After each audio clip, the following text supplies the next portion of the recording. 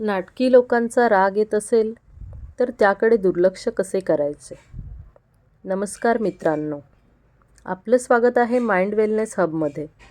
आज आपण बोलणार आहोत एका खूप कॉमन पण खूप त्रासदायक अशा विषयावर. नाटकी लोकांचा राग येतो. कधीकधी आपल्याला वाटतं हे लोक इतका ड्रामा का करतायत, प्रत्येक गोष्टीत यांना अटेन्शन का हवं आहे, छोट्या गोष्टीला मोठं का करतात आणि आपणच मग मेंटली डिस्टर्ब का होतो. जर तुम्हालाही असं वाटत असेल तर हा व्हिडिओ शेवटपर्यंत नक्की पहा. आज आपण जाणून घेणार आहोत नाटकी लोक कोण असतात, ते लोक आपल्याला मेंटली त्रास का देतात, त्यांच्याकडे दुर्लक्ष कसं करायचं, स्वतःची शांतता कशी टिकवायची. यामधला भाग पहिला मी तुम्हाला सांगते.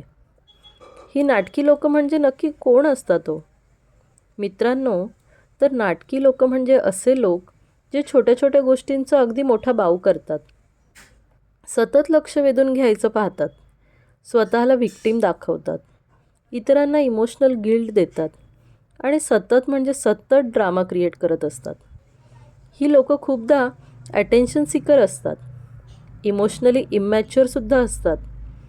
त्यांना एक इन्सिक्युरिटी असते किंवा मग त्यांचा स्वभावच असा मॅनिप्युलेटिव्ह असतो. ते लोक आपल्याला त्रास का देतात बरं? तर एक गोष्ट लक्षात ठेवा, नाटकी लोकांचा त्रास कमी, आपली रिॲक्शन जास्त त्रासदायक असते. ते लोक आपल्याला डिस्टर्ब करतात कारण आपण त्यांच्या गोष्टी मनावर घेतो. आपण सर्वांना खुश ठेवायचा प्रयत्न करतो.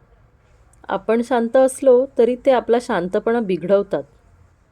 त्यांना आपला वेळ आणि एनर्जी कन्झ्युम करायची असते. नाटकी लोकांची लक्षणं कोणती हो? चला पाहूया काही स्पष्ट सायन्स.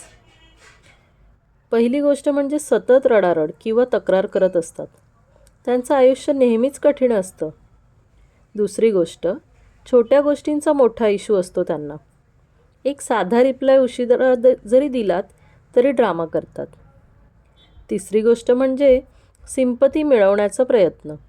माझं कोणालाच काही घेणं देणं नाही असं त्यांना सतत वाटत असतं. चौथी गोष्ट म्हणजे लोकांसमोर वेगळं आणि एकट्यात वेगळं वागतात.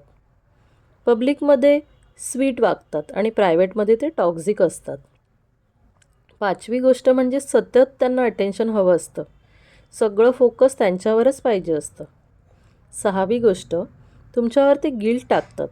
तू माझ्यासाठी काहीच करत नाहीस, अशा प्रकारचे ते सेंटेन्स यूज करतात. त्यांच्याकडे दुर्लक्ष करणं हे का गरजेचं आहे?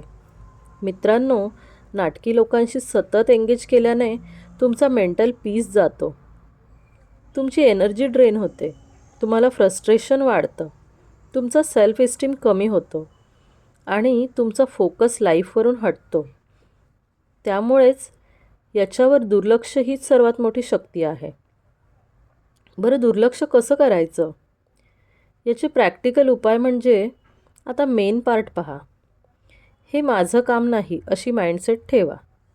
प्रत्येक ड्रामा सॉल्व करणं ही तुमची जबाबदारी नाही. स्वतःला सांगा त्यांची समस्या ही त्यांचीच आहे. दुसरी गोष्ट म्हणजे प्रतिक्रिया देणं कमी करा. नाटकी लोक रिॲक्शन शोधतात.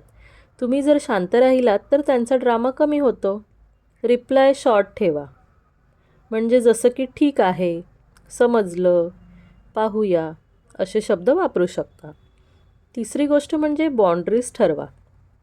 स्पष्ट बोला, मला अशा गोष्टी ऐकायला वेळ नाही, किंवा मग मी डिसरिस्पेक्ट टॉलरेट करणार नाही. बाउंड्रीज म्हणजे सेल्फ रिस्पेक्ट. चौथी गोष्ट, ओव्हर एक्सप्लेन करायला जाऊ नका. तुम्ही जितकं एक्सप्लेन कराल ते तितकेच ट्विस्ट करतील. तुम्ही सिंपल राहा.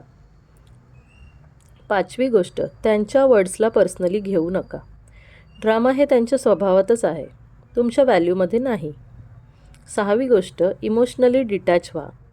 अशा लोकांशी मनात डिस्टन्स ठेवा, हे माझं नाही.